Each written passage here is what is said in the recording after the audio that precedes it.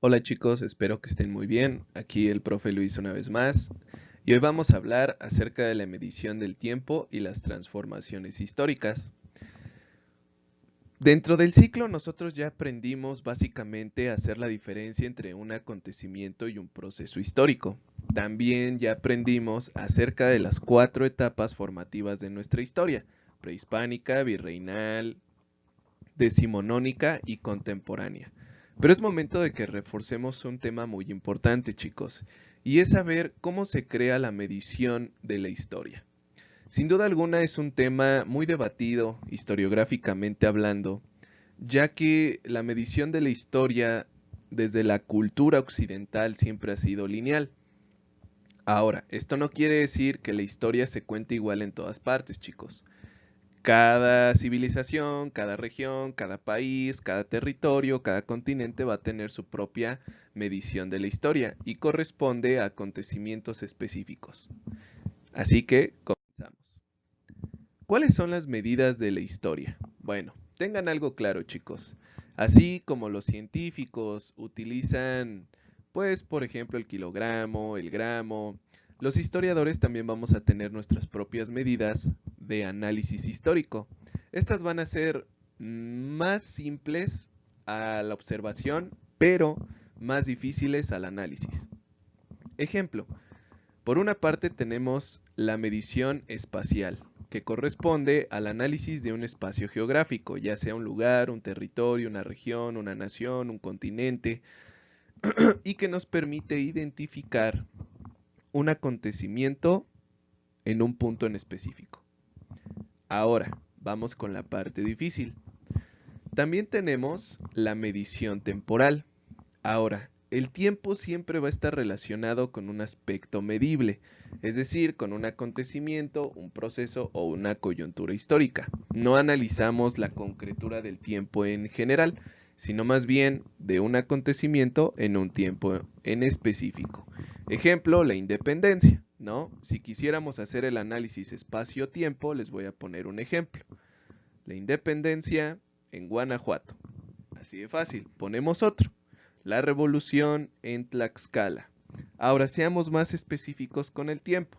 La revolución en Tlaxcala durante el año de 1914. Es así como estructuramos tiempo, espacio e historia. Ahora, ¿cuáles son las concepciones del tiempo? Bueno, tengan algo claro, chicos. Cada cultura tiene una manera específica de medir su tiempo. Hay culturas que vieron su tiempo de forma cíclica, como los mayas, los egipcios, los mexicas, que veían el tiempo como si circulara. ¿Sale? Había un inicio, había un final, pero siempre había un retorno. Por eso es que se dio el famoso mito del 2012 con los mayas, chicos, no sé si lo recuerden cuando decían que se iba a acabar el mundo. Bueno, eso no es cierto, ¿no? Pero era porque los mayas veían que el tiempo era cíclico, es decir, seguía un inicio, un desarrollo, un final y volvía a iniciar. Pero la concepción del tiempo que se tiene desde que existe el proceso de interacción comercial entre América, Europa, África y Asia es una concepción lineal, en donde nosotros vemos al tiempo como una línea que va evolucionando. Por eso es que cuando nosotros como maestros de historia les dejamos una actividad, pues siempre les decimos, haznos una línea de tiempo. Porque para la concepción que nosotros manejamos de temporalidad es mucho más fácil que ustedes lo pongan en práctica. En una línea que tiene un inicio y que va teniendo un desarrollo, ustedes van a ubicar un acontecimiento o un proceso histórico en específico, como lo hicimos muchas veces en el curso. Ahora, este concepto de tiempo lineal pertenece a la cultura occidental, en donde existe la vida y la muerte, pero después de la muerte, pues obviamente no podemos realizar nada. Entonces, ¿desde dónde contamos? Este ha sido un problema que han tenido muchos de ustedes, porque me dicen, profe, ¿por qué el siglo XXI es el año 2000? Profe, ¿por qué el siglo XIX siempre es en 1800? Bueno, esto se debe a que desde que existe una occidentalización cultural, se retoma como acontecimiento de conteo principal el nacimiento de Jesús, del cual han pasado ya 2020 años. Es decir, lo que hizo Jesús fue tan importante que la historiografía y la historia de la humanidad han determinado, bueno, de la humanidad no tanto, chicos, porque hay unos países que llevan su propio conteo, pero en la mayoría de nuestro planeta se ha retomado el nacimiento de Jesús como el año cero, porque eso nos permite contar hacia adelante todo lo que se ha desarrollado después de su vida y hacia atrás todo lo que se ha desarrollado antes de su vida. Ejemplo, por eso es que ustedes y yo hemos visto sucesos que han acontecido en el 4500 a.C., porque la cuenta es hacia atrás. Una vez que llega el nacimiento de Jesús, la cuenta es hacia adelante. Ahora, con respecto al problema de contar los siglos, bueno, pues es todo un caso, ¿no? Solo recuerden algo muy sencillo. Les voy a poner el ejemplo. Siglo XVI siempre va a pertenecer al conteo de 1500.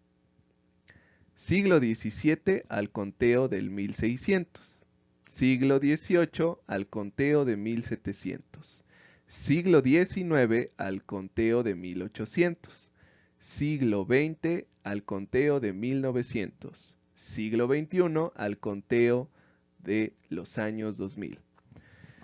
Ahora, para que se pudiera estructurar un concepto lineal del tiempo, se retomaron concepciones más pequeñas, en donde habitan los segundos, los minutos, las horas, los años, los lustros, las décadas, los siglos y los milenios. Es así como nosotros podemos ubicar en el tiempo un acontecimiento histórico. Ejemplo, el asesinato de Luis Donaldo Colosio, en cuestión de segundos. ¿En dónde? En Lomas Taurinas, Tijuana. ¿En qué año? En 1994. ¿En qué siglo? En el siglo XX. ¿En qué milenio? En el segundo milenio. ¿Sí me doy a entender, chicos? Ahora, hablemos de lo más importante, la duración histórica. Para que nosotros podamos abordar este tema, hay que renombrar al historiador que hizo esto posible y se llama Fernand Braudel. Este personaje dividió la temporalidad de la historia y la duración histórica en tres grandes conceptos: corto, mediano y largo.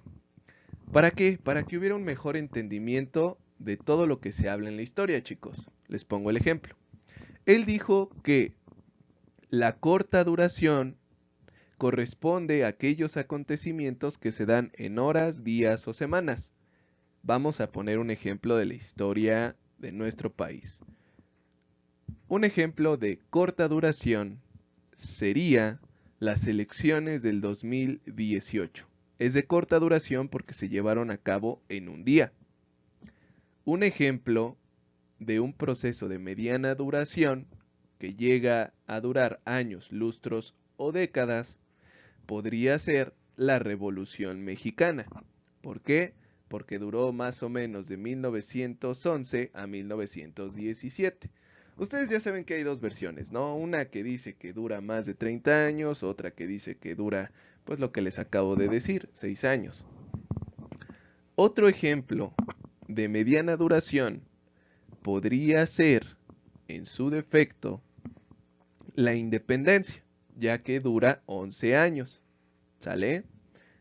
Y por último, la larga duración. Estas son realidades milenarias y que, por lo general, son construcciones culturales que llegan a determinar la consolidación de la humanidad.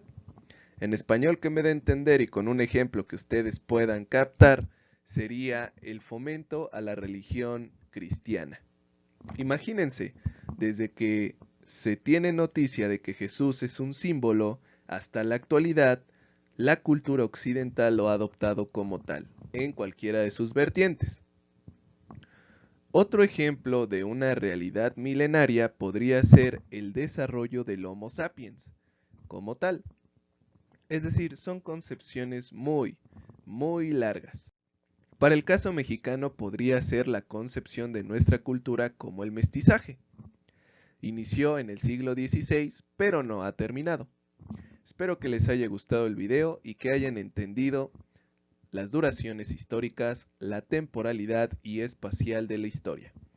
Quiero por favor que ustedes me realicen un pequeño resumen en su libreta en el que me identifiquen la duración histórica y las mediciones temporales y espaciales de la historia con sus características.